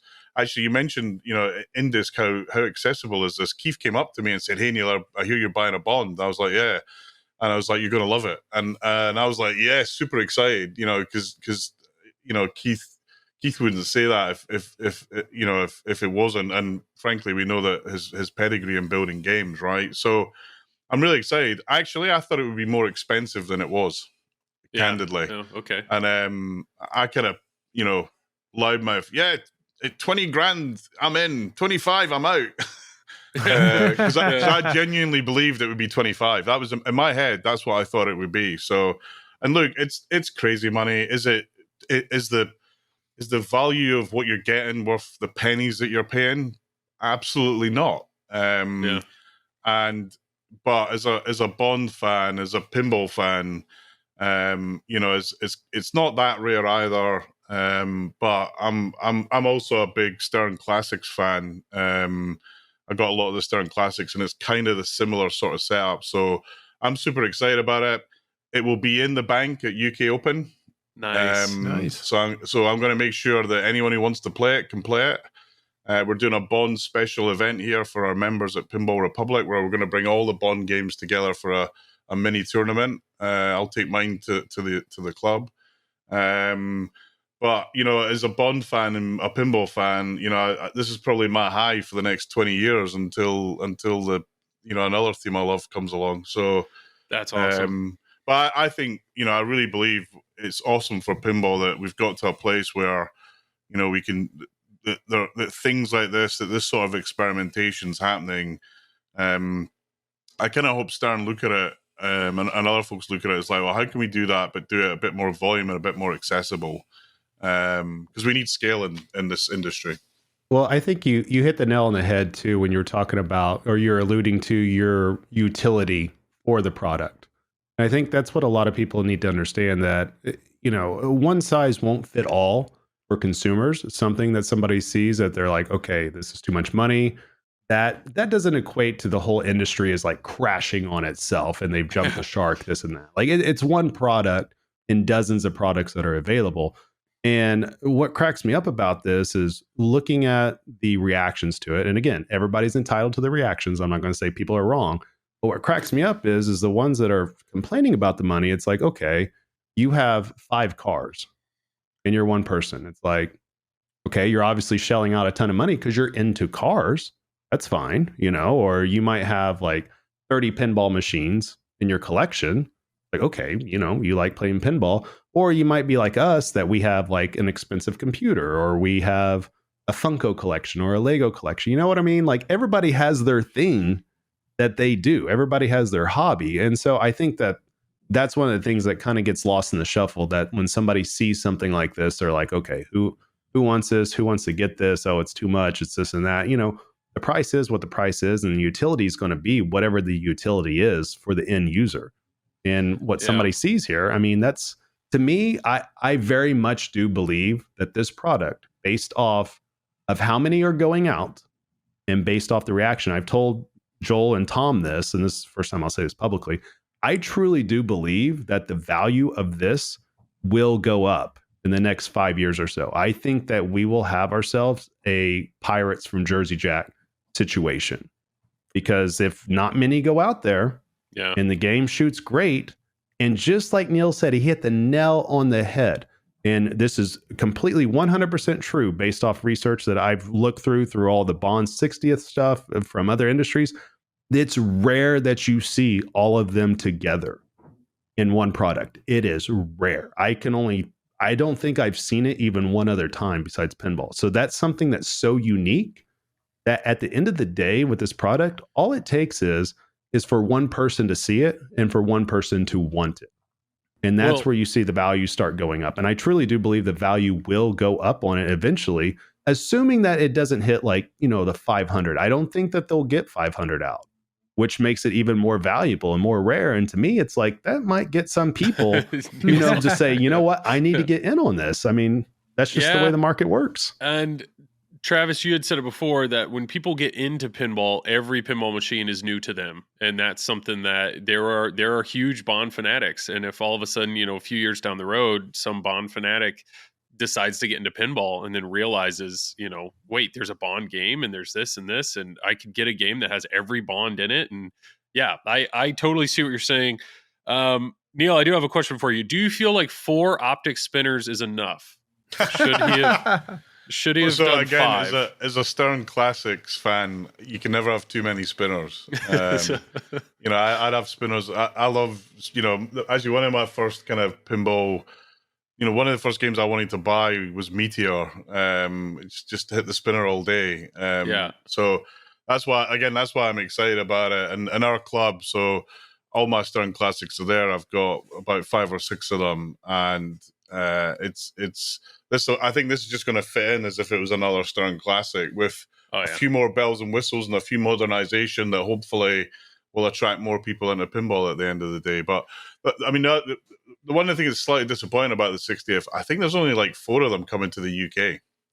Oh wow! Which is kind of crazy because I've been at a few Bond events where, they're literally like being at a real Bond kind of villain place with the kind of people and the money that they've got, and I kind of think if you're going to go down that market, you probably need to think about your channel to that market more than through the regular channels. And I suspect Stern, 500 games in this space, Stern should be like, there should be fights over them in the Bond land. I just know it, right? There isn't, because they don't know it's there really, and I think Stern are going to find another. If pinball's going to do things like this, they got to find that route to that channel, because the current pinball channel, some folks have got it, the high end game room guys. Yeah, a lot of them don't. They're just shipping games out. So that'd be my take, and. I'm glad only 4 of them in the UK. That definitely guarantees it's going to be worth more money. From my point of view. I was about to say it sounds like it's time for you to corner the market. That's what I'm hearing. You should be buying more than one. Is what it sounds like. Yeah, you've got the connections. I'll have to come and live with one of you guys because my wife will have changed a lot. You're going to collect Bond 60s like Pokemon cards. I just know it. Well, Neil, the only other Bond 60 question I had for you is what's your thought, and this is a little bit of drama, this high quality pinball drama that's out there. What's your thoughts on the fact that the topper that's coming with the 60th is the same topper that's going to be on the Gomez one? And I know you're a topper guy, and I know you're buying both. Does that bother you? It's exclusive. Look, I mean, it's expensive, but look, this is another thing. Stern, look, they cocked up on the piece of paper. There's no doubt about it, right? When you look at it, it does look like it should be exclusive. And they kind of, when you make a mistake like that, just put your hands up and say, sorry, we screwed up. This is the reality. Instead, they kind of have this wishy-washy thing that didn't go down well at all. You just apologize for it. It's not the end of the world. This is pinball, and but I'll be buying another topper for sure. Yeah, so you'll get the official topper. You'll get both of them. Yeah, and actually, there's a guy who owns a GoldenEye who wants to get one to stick on his GoldenEye. That I know. So there's a bigger market out there than just what Stern have sold today. There's the old GoldenEye that's still around, and actually not a bad game. Not the best game, but it's not bad either. So yeah, shout out to Mike Castleman with the Pinballers. He personally feels that the jump ramp in GoldenEye is the best jump ramp on a pinball machine. Like, he thinks it's better in Toy Story. He thinks it's better in No Good Gold. Do you guys? I don't know. I've never played GoldenEye. Do you think that's a fair statement? Mike's Canadian, so we got to let him slide. It's fine. It's All good. right. But no, the touch base though on the toppers though, this is an important thing to point out. There is a contingency of people out there that will specifically buy a topper just to put on the shelf. Yeah. And they'll figure out how to light it up, and it's literally just a piece of artwork. I've seen that done For real? Oh yeah, I've seen that done in many game rooms. I know people that do that they just, they collect them. It's a collectible for them, and they don't necessarily put it on their pinball machine. It's the same way that you take a Translight and you put it on a shadow box or something like that that's backlit, right? And then you put it up on the wall, or a playfield on the wall. There's a lot of people out there that will buy a topper specifically just to show off. Yeah, and that's Interesting. Actually, one other thing I wanted to point out about artwork, on Batman 66, they have Commissioner Gordon on the playfield, right? Trying to get Commissioner Gordon on a Batman thing is almost impossible. But Why? yet Stern made it happen. He's on there, he's the target that you hit for the X. So a lot of people give Stern about, you don't get this for the license, you do that for the license. But actually, in many cases, they've gone above and beyond and got things that actually no one else has got. So all the bonds together, Commissioner Gordon, I'm sure there's other things that we don't know about. Why Commissioner Gordon? Why is that a problem? Getting him on I think there? it's something to do with who owns that IP. It's owned by a trust or something like that. I don't know. I was told, and looking into it, I've got Batman 66. I'm a Batman nut as well, but seeing that on the playfield was like, wow, they've got Gordon on it. How did they get that? So at least that's what I was told. It might be hogwash, but when you look for Commissioner Gordon stuff of that era, Yeah. it's hard to find it. So I think there's something in it. Well, the same Interesting. thing kind of happened for Avengers too, because Adam Warlock is on the playfield and he's nowhere else. And when that came out, most people had no idea who Adam Warlock was, but his character played a central part in the Infinity Saga, at least in the comics. And now you have Adam Warlock is going to show up in the movies now in the next Guardians of the Galaxy. So it's going to be a well-known calm down, character. Travis. Well, it's I going to know be a you're well-known excited. character, Joel. I'm telling you. If you only No. knew what's coming down the pipe, Joel. I'm just wait. excited for you. I'm excited that your I'm comic book excited. fantasies are becoming Well, I'm reality. excited what that means for pinball, though. Think about this. We should be getting a Doctor Strange pin. No ands, ifs, or buts about it. It's There's- a magic. yeah. It's a magic theme. It's a comic book theme. It's perfect. Put it I together. agree. Make it happen. But you know, New there's Spider-Man. plenty. There's Oh. plenty of people that are like, I don't want any more. They'll comic buy book it. pins. They'll They buy don't. it. Just put L when it sells out. Who cares? I But would here's the other buy thing. a new Spider-Man pin. Exactly. In a heartbeat. Into the Spider-Verse. Oh, That so good. is the low-hanging fruit that would absolutely dominate pinball sales. Everybody puts out these themes and everything. You want a theme that's relevant with the younger generation? You want Yeah. a theme that's relevant with an older generation? You want a theme that's current?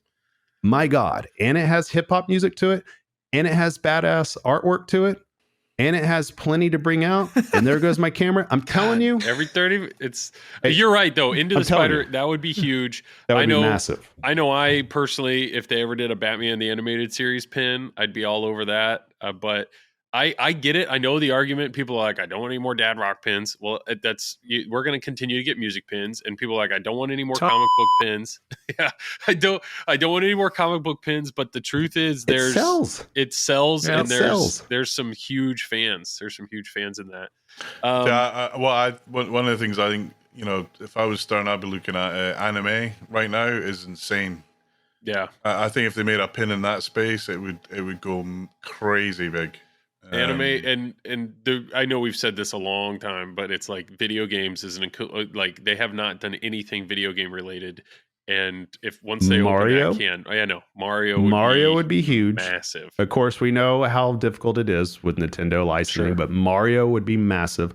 South Park, would be even more. That would be massive as well. Not And more into than Mario. Not more than Mario, It would be big. That would It be would be massive. big. South Park would sell out. I'm telling you, South Park would do great.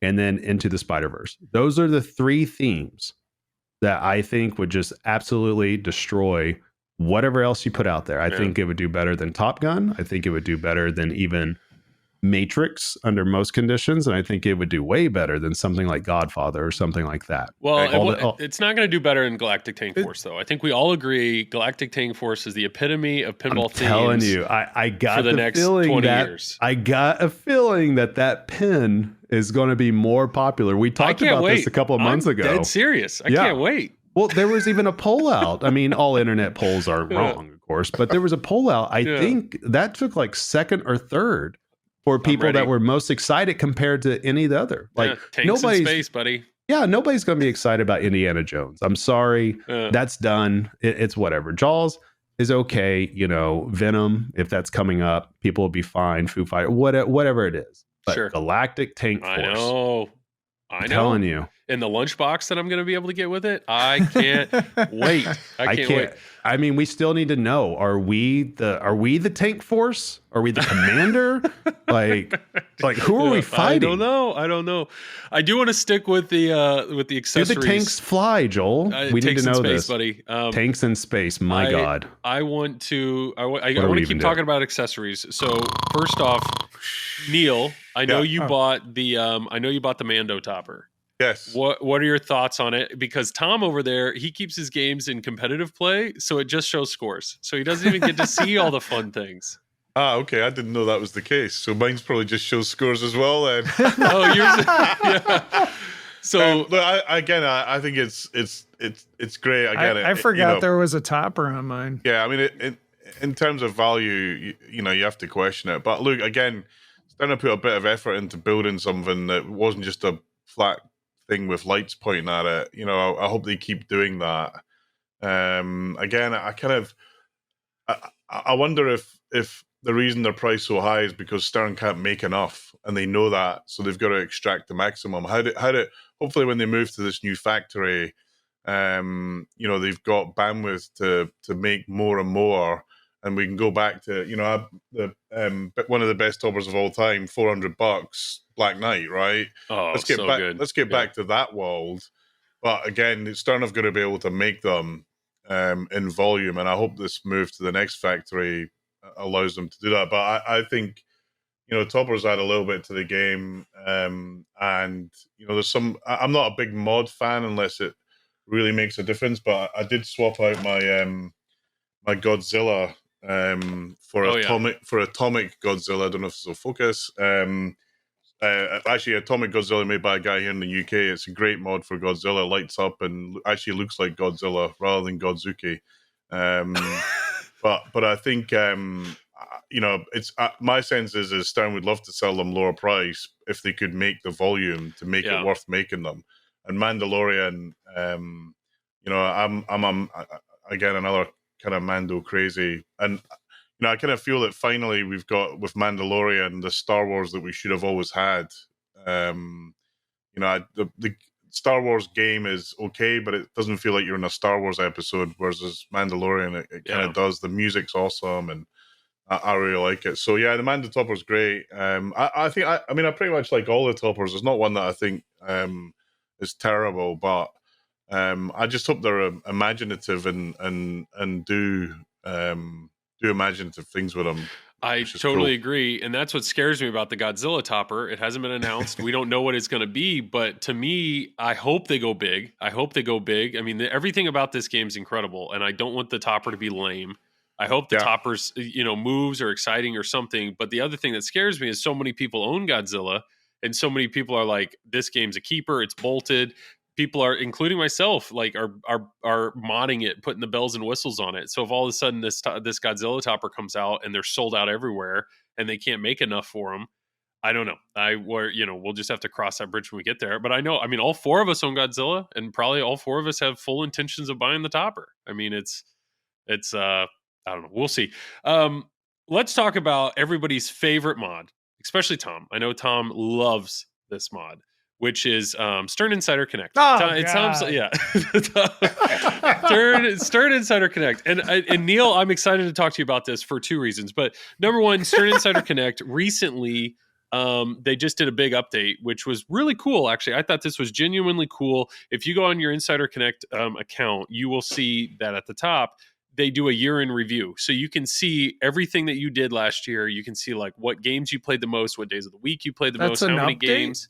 Well, they had to update the server to then like allow that. That was when the server went down earlier this week. I need to prepare the listeners. You're about to see Salty Tom invoked, and I cannot wait. Yes, buckle up. All right, go ahead, Joel. Yeah, buckle up, everybody. But Get your truthfully, Mountain Dew out. Biggest waste of money in the industry. hey, there's your home buyer. foreshadowing. Yes. What I will say is I actually thought that was really cool. I thought it was cool to see like when do you score the most points? It compared each ball. So you're starting to realize how much Stern is actually like how much data they're capturing from these games when you log in with Stern Insider Connected.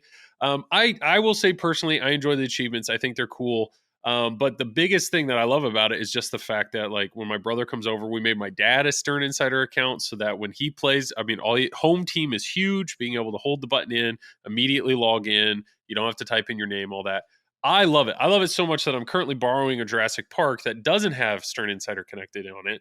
And so I realized like I need this. I need Stern Insider Connect. I wasn't going to buy it though. So spoiler alert, what you can do is just buy the Wi-Fi dongle and a card, plug them in, run a long Ethernet cable from the game you want it to have to one of the QR code readers on one of your other games and log in one time. That's all you have to do to get it on the network. Stern will nerf that. Thanks, Joel.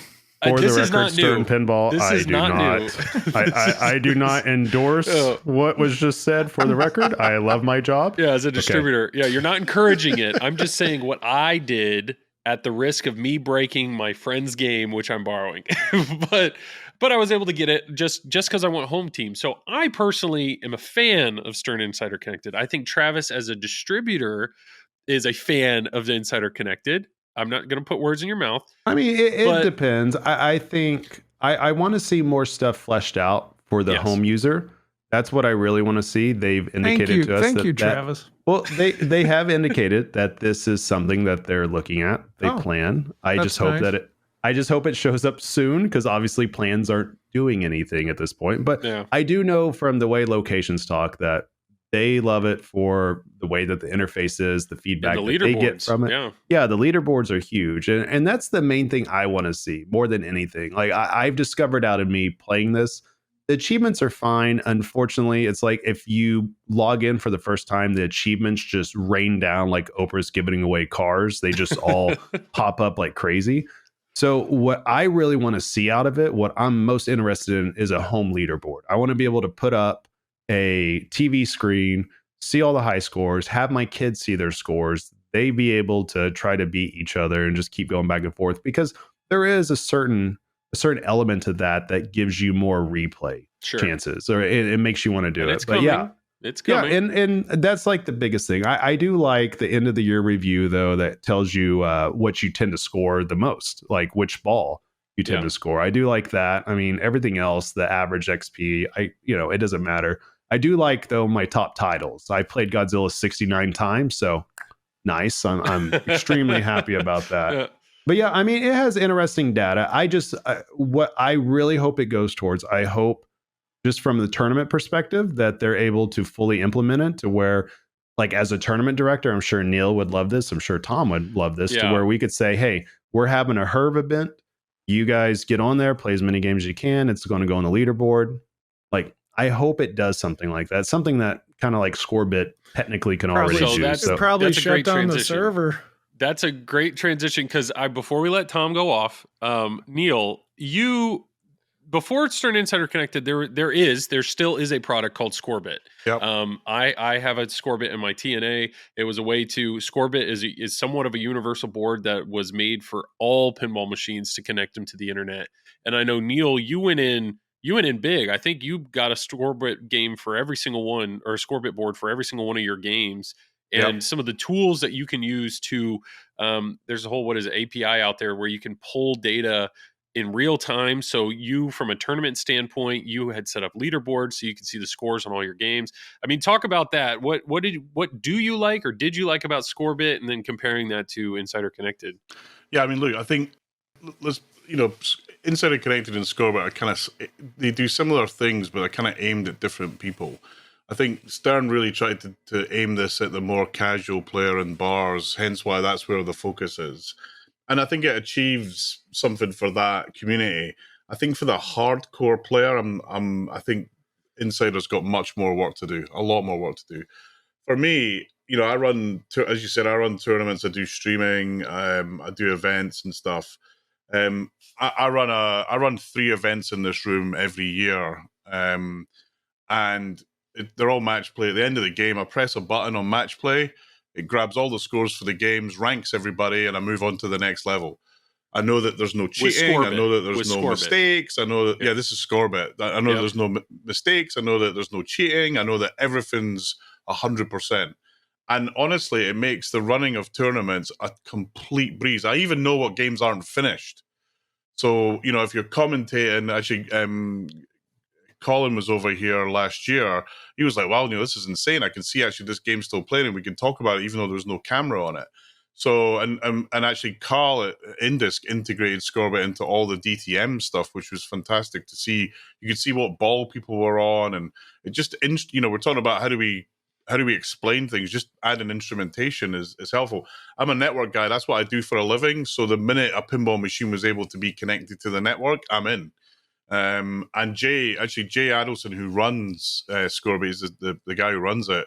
He's a really big internet kind of guy. He's data centers. He's done a load of stuff. He's a great friend of mine. So I put them in all the games. They're in most of the games at the club where Scorebit support it. We have a monthly competition on it. It's high scores. It's on, and the great thing about it is it isn't just Spike 2 games. So I've got it in my X-Men, I've got it in my Walking Dead, I've got it in my Batman, I've got it in my Bond, I've got it in my Theatre Magic. I've got it in my Stern Classics. And for me, having a platform that unites every pinball manufacturer to do scores and analytics, I have to believe that there's value in that. Certainly from a tournament point of view, there absolutely is. And we during COVID they added challenges so you could challenge everything. Sure, it's not the same game and the tilts might be different, but you can have a bit of fun with it. And the app that they've got on Scorebit is great. Stern and Insider Connect, I think in terms of getting the games online and finding out how to allocate people a user ID, etc. I think that, I'll be honest with you, I think the scanning thing's a bit clunky, and I think there's a simpler way of doing that. And the fact that you just said what you've done with the home thing, you just plug it in, activate, and have home team. Actually, why do you need if you just connect to the network and you log in or something on your phone and give the game ID, why can't it then just automatically populate you without having to buy anything? Because if when you talk to Stern, they're not in it to sell the hardware, they're in it to get people connected. So, hey Stern, what more can you do to make that connection much quicker? Please, Stern, for the love of God, integrate with Scorebit. For the love of God, right? George, I will buy you the best steak in any part of the planet. Just freaking integrate with Scorebit, man. For God's sake. I thought I'll write the code for free, right? Well, I wonder if there's a problem with that because JJP has it in all their games. So, American Pinball soon. You see what they've done with JGP. It's awesome. I've got it on Dialed In's the only JGP game I've got. They've added achievements, they've added other stuff. But they're also doing other manufacturers. You got Spooky with TNA and Rick and Morty. They've got and Stern. Imagine, and I don't know, there's obviously business relationships and commercial situations, but Stern, Scorebit could help you bring your SAM 2 games, so your SAM games into Insider Connected. There's a deal to be done there, I'm sure of it. So figure it out. And as an internet guy, that's what I've done for most of my career. The way the internet works is because everybody was able to share stuff like that. And if you want to be online, you've got to think like that. And I love what they've done so far. And also, what I think Stern are finding out, again, this is my own view, is actually doing this online thing's harder than you might think. It's not just, hey, we'll put a few scores on a screen. You've got to secure it. You've got to do analytics like this. You've got to continually add value to it. Otherwise, it becomes that fad that people gave up on a year ago. And I think that's where, we'll see how that pans out. But honestly, Scorbit is fantastic. Scorbit.io, go have a look at it. It's made my life a lot easier. I've got these big screens on my in my game room here. When people come round, they log in, and we have little competitions. It's great fun. You can put it on your stream. You can make it when you hit a certain score, all the lights flash. There's all sorts of bizarre stuff you can do with it. And but getting games online into the modern world, hallelujah! We've got to do that, and we've got to do more of it. Yeah, no, that's well put. I know you are using Scorbit to its full potential, and that's something that I know when I put one in TNA, or even when it came out, that was kind of the big question. They're like, well, why do you need it? Or what's besides being able to see the score from your friends, like what's the point? I mean, actually, TNA is a great example where Scott did a lot of work on it. When you're watching TNA so if someone was playing TNA, I'd watch on my phone what mode they're in, what ball they're in, how many balls have they locked. And again, when we were commentating, we were able to pull down. I was able to give updates on other games by using the Scorbit app. Mm-hmm. It's like when you build these things, you build them in a way where you maybe have so many ideas in your head, but let me tell you, there's a whole community out there that have got even more ideas than you can dream of. Give them access to it. Let them build it. Okay, they might break a few things every now and again, but they might come up with 4 or 5 things that are amazing, that really make a difference both to the platform and to what and to pinball. Make it that accessible. Give people the API. Let people code and learn and do cool stuff. And who knows where it goes? I just feel that there's much more to do, and being open and being able to integrate and being able to work together and share stuff. I think will make it easier for Stern to grow inside of Connected, and I think it'll be easier for it to become not a fad, and that's what worries me about both of these things right now. Yeah, good point. And Tom, before you share your bit, let me just go ahead and hit this. Tom talked. He had something to say. Tom talked. He had nothing to say. Tom talked.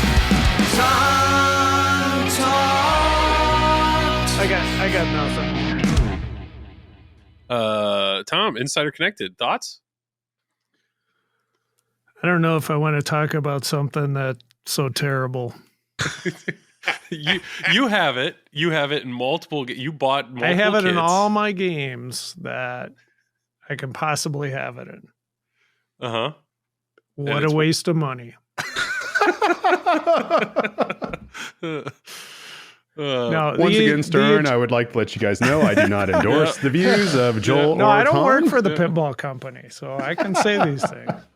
So, honestly, I mean, the achievements are cool. I've said this before. The achievements are cool, but in the home environment, it sucks because there's no verification. So why do you have it? The only thing you have is the home team where you can hold the button. I mean, that's the only feature for a home user. You don't have leaderboards, which, I love it. I love going to shows and playing it. Although I have had one operator come to me and say, I'm sick of you damn tournament guys coming over here and getting all the high scores. And I was like, oh, okay. I didn't realize that was an issue. But anyways, I just think there's just so much more that can be done. Maybe there's stuff on the way, but it just doesn't seem like it. Yeah, I will be interested if in a year from now or whatever it is, where I know home leaderboards is a big thing for you, and you've talked about doing heads up or some sort of being able to play other people. If I can't wait if Stern Insider gets to that point where all of a sudden you're like, guys, I was wrong. Stern Insider Connected is incredible. I just hope this isn't like certain other things Stern does where, it just gets abandoned, Okay. like certain games that are coded, WWE, Monsters, it seems like, if things don't go well with sales, they get pushed to the side. And that's what I'm afraid that's going to happen to Insider Connect. Well, it sounds like you've done your part in helping with sales by going ahead and buying a kit for every one of your games. So True. what more besides speaking highly of Insider Connected, you've done everything you can, is what it sounds like. I would love to speak highly of it, but I can't at this point. That's a great way to end that. Tom talked. He had something to say. Tom talked. He had nothing to say. Tom talked. Tom talked. I got nothing. For the record, Okay. Salty Tom is my second favorite Tom. I've moved him up to number 2. I think what was it? It was like Mountain Dew Tom, or he had some hot chocolate with some whipped cream. Mountain Tom. Dew Tom's number 1 for There's sure. Do you have a favorite? Do you have a favorite Tom, Neil, that we're unaware of? I just kind of laughing, Tom, when we're like at an event and we're both trying to score something and neither of us can, and we're just laughing at each other. We're laughing at how bad we suck at pinball and wondering why we're at this tournament. Well, I think looking at our list here, I think we covered everything. Is there anything else? Neil, is there anything else you want to share or talk about? Just one thing, UK Open registration opens July the 1st. Play pinball.uk. Come, it's going to be an epic event, and we'll look after you and love you and give you lots of very bad British junk food. Oh yeah. Will there be great. fish and chips? And gin. Lots of gin. Lots of gin. Okay, well, we'll plug it up then. Travis, go for it.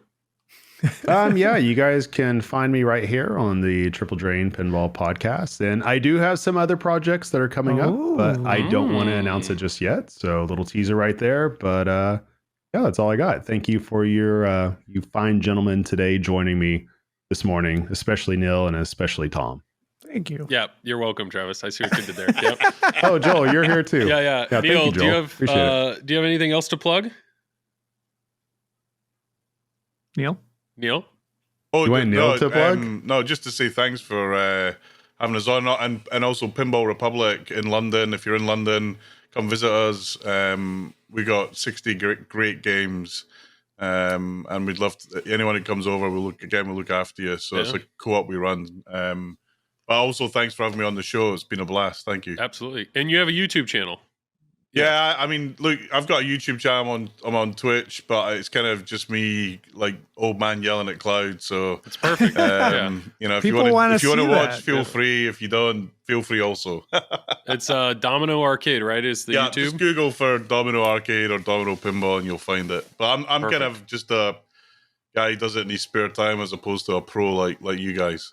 If you're gonna, I have zero credentials for doing any of what I do. So, but people do it. I don't know. Thank you, Neil. Thank you very much for being on here. And it's cool to hear your perspective from overseas and some of the stuff that you're experiencing. And I'm excited for you for both bonds.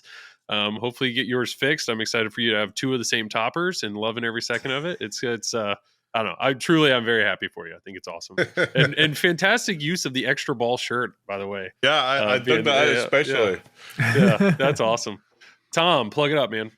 Yeah, when I'm not bashing on Insider Connect, I'm streaming at Fox Cities Pinball on Twitch, and then VODs on YouTube. We actually got a lot of stuff coming up. We got the Winter 3X at District 82, which is a Stern Pro Circuit event. That's February 17th to the 19th. There'll also be a 3-strike on that Thursday night. And then in March, we've got a couple things going on. We got the Nationals, or North American Pinball Championships. That's going to be on Thursday, March 9th. And then after that, we have Pin Masters, which you can still sign up for. And they just announced on the IFPA that you can win a new in-box Stern. Oh, nice. So get signing up. And that's March 10th through the 12th. Then in April is the Great Lakes Pinball Open, which signups are February 11th. So, and it's limited to 150 people. So people get on always it. ask Yeah. me, how do I sign up? Like, be ready at your computer as soon as registration starts. F5. F5. Awesome. Well, Joel, are you going to plug the Pinball Awards? Even You though know, that's technically well, like do you we're see putting how out this you podcast. see how this works? Like Travis plugged, and Neil plugged, and Tom, and now it's my No, turn. Yeah. no. You confused all of us. You had Neil plug, then you went to me, and then you boomeranged, and you went back to Neil. So All right, I thought we you were gotta- going to yeah, we boomerang gotta back keep to it- me. keep I it was ready to simple plug for more ya. stuff. Yeah, so the Pinball Awards, it's actually, we are recording this on a Friday. It's obviously, this episode's not going to happen today, but so go watch them. They're going to be on YouTube. Go check out the Pinball Network. That's where the video will be after the fact. We're excited. Yes, Rush, I know. I have already seen the votes. Tom, I think you're going to be happy, is what I'm going to say. But yes, go watch it. That was unless Zach's the Flip It Out factory or whatever, the facility burns down or something. Everything should be filmed tomorrow and we're going to live stream it. And then, so anybody that hears this later, go watch it on YouTube. Yeah, we got a group of judges. There was like 50 something people that were vetted judges, media creators and whatnot. And then we also had a 10% public vote, and we had like over 150 people vote in the public vote as well. So really cool group of people that voted on that. And yeah, it should I be really wish fun. I could go there, and I'm sorry I can't make it, but I will be watching from home. Yes, I think it's going to be fantastic. And then, yeah, I stream on every Wednesday night from 10 to midnight Eastern Standard Time on the Flippin' Out channel on YouTube. Just started streaming only on YouTube, and I'm actually really impressed with YouTube streaming and how well that's going. So really enjoying that. But I think that's it. I think we'll wrap it up. Travis, thanks for being here. I really appreciate the little bit of effort you put forth in your background. It's getting better, slowly but surely. Tom, you're always a gem. Thanks for being a part of this. And Neil, really do appreciate you hopping on this. Thank you. Like always, Tom, you get the last words.